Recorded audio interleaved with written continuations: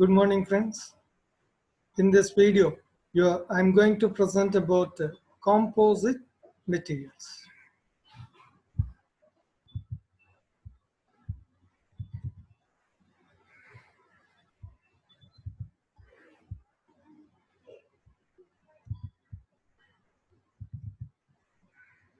Composite materials.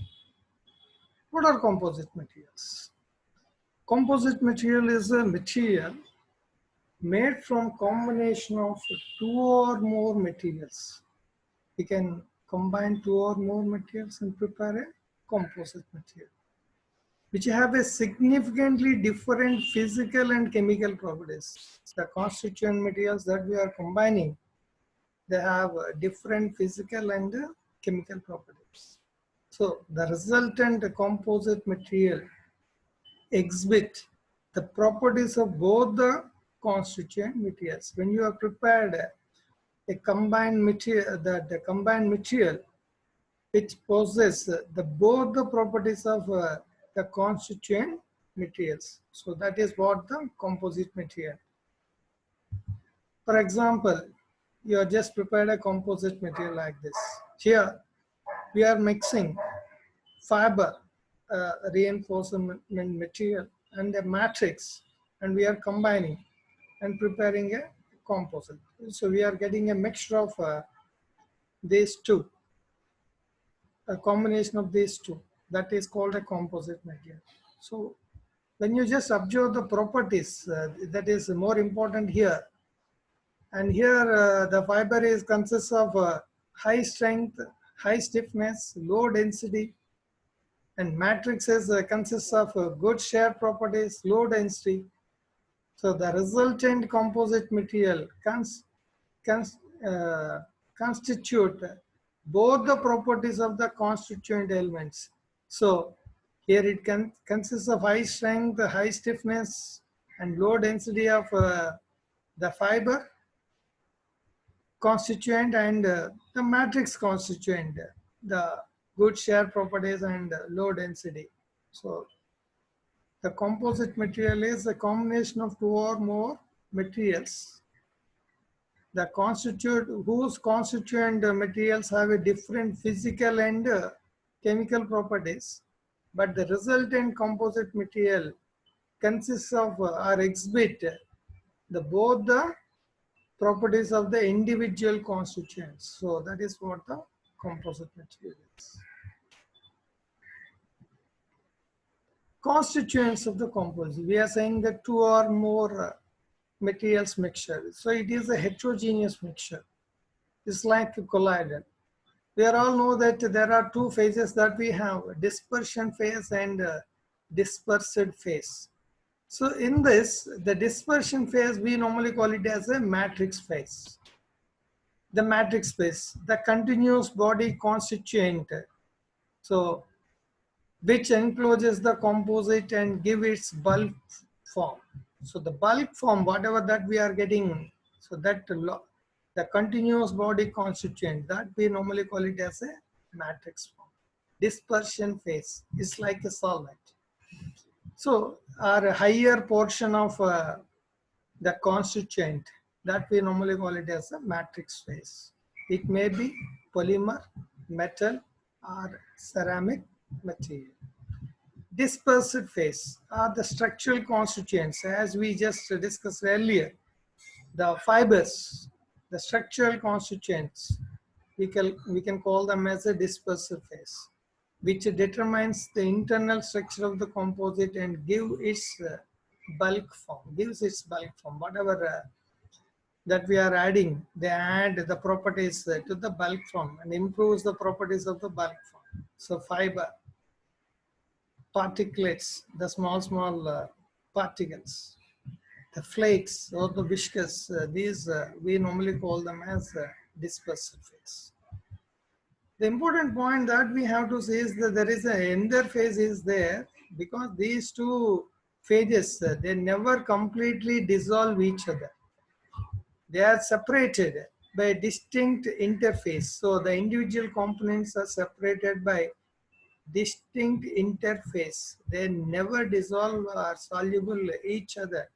They can be visible separately.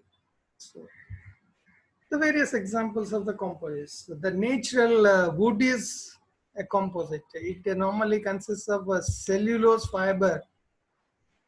This is a fiber, dispersed phase, and dispersion phase is a lining, or otherwise this is a matrix. Plywood is a cross-laminated veneers.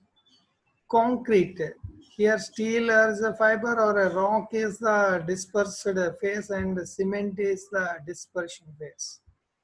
Glass fiber, fiber is dispersed and polyester is the dispersion. So like that, the various composites that we have, CRP, carbon reinforced plastics.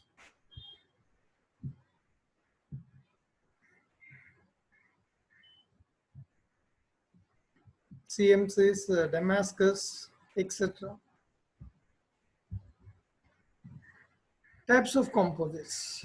There are based on the dispersed phase. There are three types of composite materials that we have.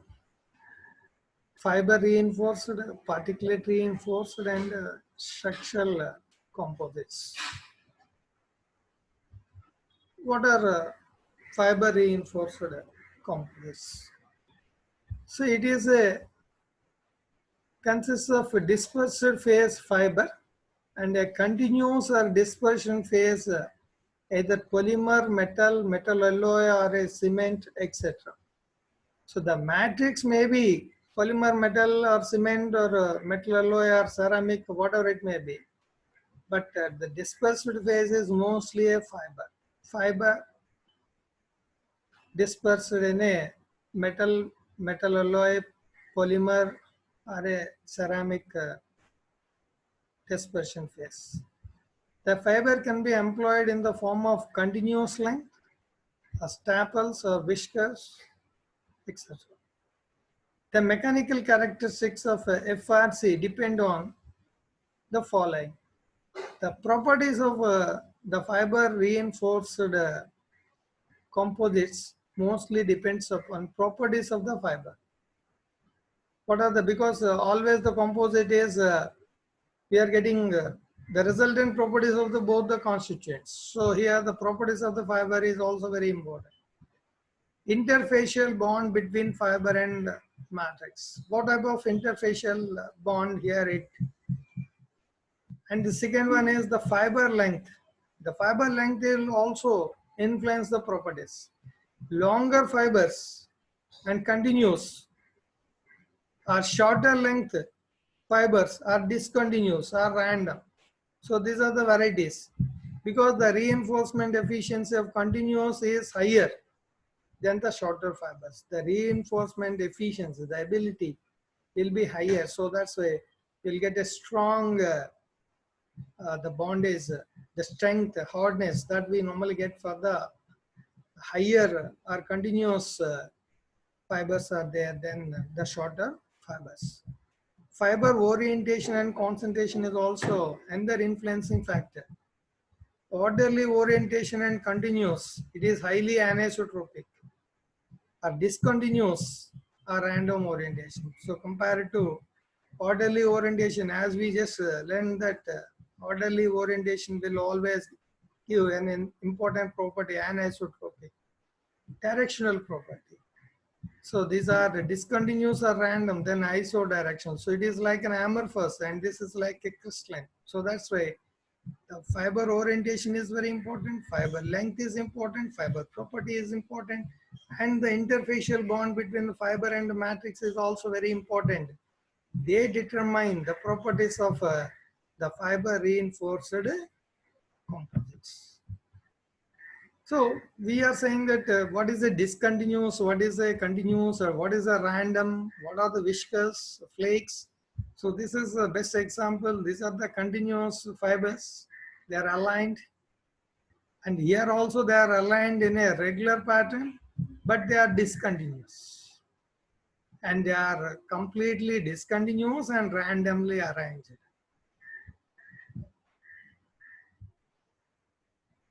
Glass fibers. These fiber reinforcers are of three types, and we are just discussing one by one. First one is the glass fiber reinforced polymer composites. We are just discussing our discussion limited to polymer composites, because the dispersion phase is a polymer or a metal alloy or a cement or whatever it may be. Here we are just discussing the glass fiber reinforced in the polymer composites. It's a big discussion and we have to limit it. So we are just giving an introduction. So that's why I'm just limiting here to polymer composites. So what is a fiberglass reinforced composites can be produced by properly incorporating the continuous or discontinuous glass fibers within a plastic matrix. So you have to take a plastic matrix and insert the glass fibers either in the continuous or discontinuous form. Then we get a glass fiber reinforced polymer composites. So what are these matrix? Mostly earlier, polyesters are commonly used matrix material. And nowadays we are just using this are the nylons. The nylons are replacing the polyesters. It is the most popular fiber reinforcement material due to easily available, easily fabricated, highly economical, and which provides stiffness, strength, impact resistance, and resistance to corrosion, and resistance to chemicals. So with all these better properties, and we are just using nowadays the nylons. Limitations: they can fuse or melt at high temperatures. This is only the problem. They can fuse or melt at high temperatures. Where we are applying automobile parts, storage tanks, floorings, and plastic pipes, etc. to provide the extra strength for the automobile parts, storage tanks, plastic pipes, etc. The second one is carbon fiber reinforced polymer composites. So in place of a carbon fibers, we are reinforcing carbon fibers. What are carbon fibers? Mostly like carbon nanotubes or graphites or fullerenes, which are dispersed in a polymer matrix. They provide excellent resistance to corrosion. The first important the property which impart here is the corrosion resistance, and they are very lighter, very strong in nature, so they increase the strength. In addition to that, their retention of desired properties even at elevated temperatures. That is the more important use of these carbon fibers reinforcing into the polymer matrix. The disadvantage that we have seen is the limitation of glass fiber reinforced polymer composites are at higher temperatures, they fuse or melt. So even they retain desired properties even at elevated temperatures. Only the limitation is they are higher in cost. So they are not economic. So earlier one are economic. So that is the advantage, and here it is a disadvantage.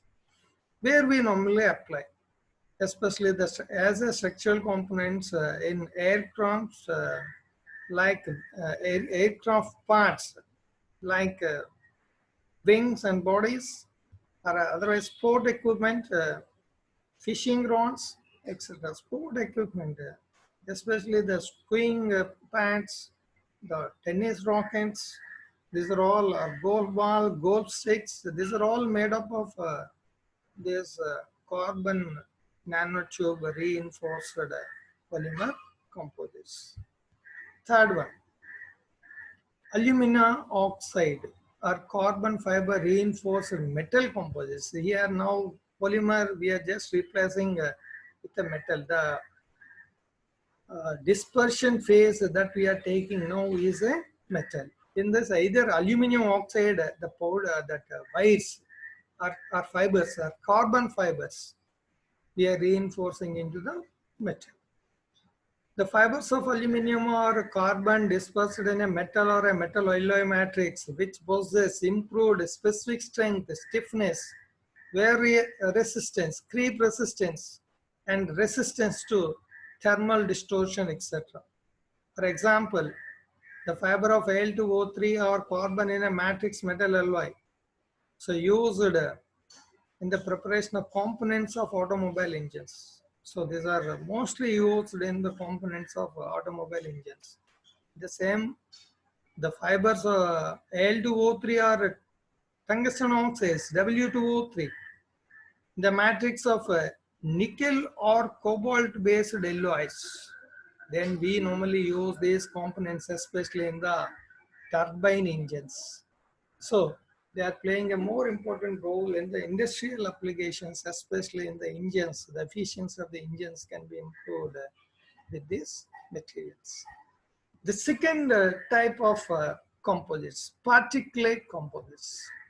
The solid particulates of metal oxides, carbides of varying size and form dispersed varying size and form dispersed in metal alloy, ceramic or polymer liquid matrix. So whatever it may be. Here also the dispersion phase is a metal alloy, ceramic or polymer liquid, and the dispersed phase is the particulates of the metal oxides or carbides. The varying size, whatever it may be, the size and form. So they are dispersed in the dispersion media. Particulate reinforced composites are further classified into the following two types. They are classified into two types. So the first one is the large particulate composites. Here the size is the bigger. The large particulate composites used all the three major types of materials, namely metals, polymers, and ceramics. The dispersion phases, whatever it may be, metals, polymers, or composites. We are just taking an example of one by one. The concrete that we just normally witnessing the construction activities, that is a composite material, a combination of here the cement is the matrix and the particulates of sand and gravel. Sand and gravel, when you are mixing into cement, that is a composite that we can call it as a concrete. The second is automobile tires, the tires in which carbon black particles are dispersed in the rubber matrix. In the rubber, we normally disperse the carbon particles. So here is the examples. You can see that concrete where the aggregates are sand and the gravel or the particulates, and cement is the matrix. So particulate reinforced composites support higher tensile, compressive and shear stresses. So the compressive strength will be completely improved when this particulates of sand and gravel are dispersed in the cement. So extra thing that we normally get. And here the rubber in which we have the particulate carbon, that carbon powder that we are mixing in the rubber. So then it becomes a tire, automobile tire. Dispersion strengthened composites. So very smaller. So earlier that we have seen larger particles. So here smaller particles of the range 10 to 100 nanometer size are used in this, which improves strength and hardness. The metals and metal alloys may be hardened and strengthened by uniform dispersion of high volume percentage of very hard and inert materials. The strength is achieved due to interactions between the particles and dislocations within the matrix. So the dislocations will be completely dispersed with these small particles, thereby the enhanced strength and hardness that we can see. Especially the best example, thoria dispersed nickel is playing a more important role.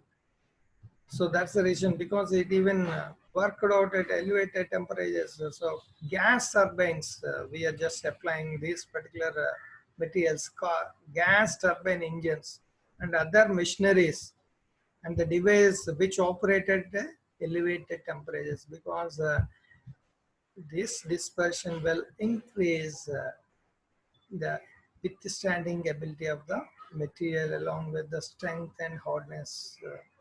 The withstanding ability of temperature is also normally increased. So the thoria dispersed in nickel is mostly used in gas turbine engines. So this is how that we normally see that this is the nickel in which thoria is dispersed. So and heated, what will happen? The thoria is converted into thorium oxide. So this way, when it is converted, here it is providing gaps will be filled. So that's why heat withstanding ability is tremendously increases. So at elevated temperatures, the material can be used very easily. The third type of composites are structural composites. Structural composites means this is the arrangement of the structures.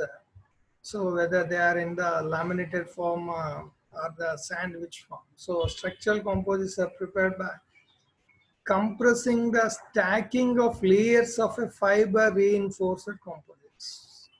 Stacking, how we are stacking the layers of fiber reinforced composites. Based on that, there are two types, laminated composites and sandwich composites.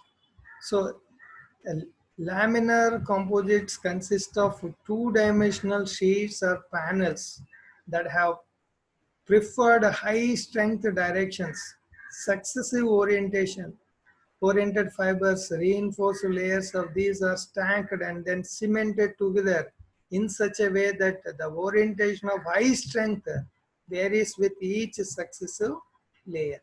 So I just would like to explain this here. Just see that we are stacking the various the layers of a wood in the preparation of a plywood. So plywood can be prepared like this. The stack, so this is a one part of a woody layer. We can see that these are the fibers. These are the fibers. They are vertical in nature. And we are stacking with the another one, another layer of a woody material. And we are just keeping in a 90 degrees angle to this. So then what will happen? If it is in vertical, then it is a horizontal manner. So this is the stacking sequence that we normally see with a 90 degrees angle perpendicular to each other. So these are vertical and these are horizontal. Again, these are vertical and these are horizontal. In this way, the various layers stacked, then they are compressed. They are compressed. Then you will get a product like this. So this is a compressed product, a new product, a composite that we normally call it as a plywood. So what will happen when you are just applied? See, now the statement, just look at the statement. Laminar composite consists of two-dimensional sheets. They are two-dimensional sheets or panels have preferred high strength direction. Successive oriented fiber reinforced layers of these are stacked and then cemented together in such a way that the orientation of high strength varies with each successive layer. The orientation of strength will varies with each layer. Suppose you just want to break this one, then you have to vertically, when you are applying a force, then it will break. Here you just want to break the second layer, then it has to, you have to apply a force horizontally. So when the directional force is differing from one layer to other layer, then it is not easy to break those fibers. So that is the advantage. So that's why when you are supporting the other, then what will happen? Then they will not easily break. So plywood is the most, the hardest wood compared to even normal wood. And it can withstand even high loads. The reason is the stacking arrangement. The successive layers when you are arranging in such a way that each layer will provide a strength and the overall strength of the material will be increased. So laminated in this way, the stacking is there, then definitely it will improve the strength, hardness of that particular material. The second one is examples. We can see here the plywood is the best example. Copper bottom steel articles are also more important here. Sandwich panels. What is a sandwich? We are all here, this particular word sandwich, especially two loaves of bread containing a curry. So it's nothing but the sandwich. Two loaves of bread. So one bread slice and another bread slice. Between that, we normally put our stuff, whatever it may be the stuff. So that is the sandwich. Here also the same. These usually consist of two strong outer layer sheets called faces. So suppose we can take the wood faces. So this side has a one face, the second side is the one face, a sheet and another sheet, separated by a layer of less dense material called core, which is of lowest strength and lowest stiffness. The highest strength at the faces and lowest strength material that we can insert in between that. So the faces we normally call them as bread slices, and the core here we can call it is like a curry. So we can see that here is these are the wood slices, and we are putting a waste material. It is a coir material, it is a sponge material, it is a foam material, whatever it may be that we can keep here. And again, a strong layers of the material. Then we just compress. So fabricated sandwich panel that we normally get. So whatever the desks, the table desks that we are observing in our classrooms, these are prepared by like this. The plywood sheets that consist of a coir, we can see that they do not have much strength. If you are just doing any more hard work on that particular, or heavy loads are applied on that one, it cannot bear, it easily break. For just writing process, then they can help in a better way. So the desks that we are having in our classrooms, mostly they are the sandwich panels. So what is the face materials? The plywood, titanium, steel, or aluminum alloys, or synthetic rubber, coir that we are having, coir, the coconut coir, or whatever it may be, the sawdust that we can use as a coir material, or foamed polymer also that we can use as a materials. So normally we can see that our the mattresses that we are just using in our household and beds, they are just prepared. The foam is a material is used as a core, and the outer layers we normally take very strong the materials, the faces. So the mattresses will be prepared like this. These are normally called the sandwich materials. So what are the applications? Where we find is composite applications. Again, it is a big study because nowadays everywhere we are using a composite material, especially composite material usage is increased because of the lightness of the material and at the same the strength.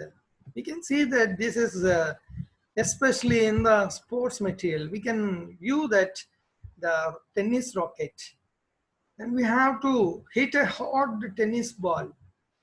Then if this particular rocket is the strengthened one, we can hit very hard. At the same time, it should be very light, because when it is more weight, then we cannot handle. So earlier, the tennis players, mostly they will get a tennis elbow because of using heavy bands. Nowadays, we are just replacing carbon nanotubes that we are inserting in this the woody material. Thereby, the material becomes light. The rocket is becoming light, but it has a more and more power. The fishing rods, the skiing boats, water skiing boards, or the various sports equipment, the golf sticks, the goal ones, mostly that we are just preparing with this helmets. So most of the sporting material we are just replacing with this composite materials. You can take the helmet. It has to give a high strength and it should be light in weight. We cannot wear when it has a more weight. And the cycle parts, the mud guards, everything we are just replacing with the material, sporting material. When the cost of the cycle is increasing, then the composite nature of the cycle in that is increasing. Defense, the aircrafts, spacecrafts, the body parts, engine parts, everywhere we can see that the wings, the body, the engine, turbines, everywhere we are just using the composite material. The construction part, the preparation of the cranes and everywhere. And automobile parts, everywhere we normally use the engines, the bodies, etc., etc. And the shipbuilding and marine, because we just normally require high corrosion resistant materials because they are more susceptible towards the corrosion. So that's why we are just replacing the shipping or marine equipment with this composite material. Energy sector also, we are just using more composite materials. And here we can see that any place where high performance materials are desired, there we are just replacing composite materials in the industry. We can see that the turret shields, industrial springs, and medical tables are also, we are just using composite materials. The most advanced thing here is the bulletproof shields.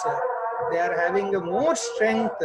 They can be used here, the composite materials. So energy sector, everywhere. So one important statement here that we have to notice, any place where high performance materials are desired, there we are using composite materials. Thank you, friends. Thank you very much.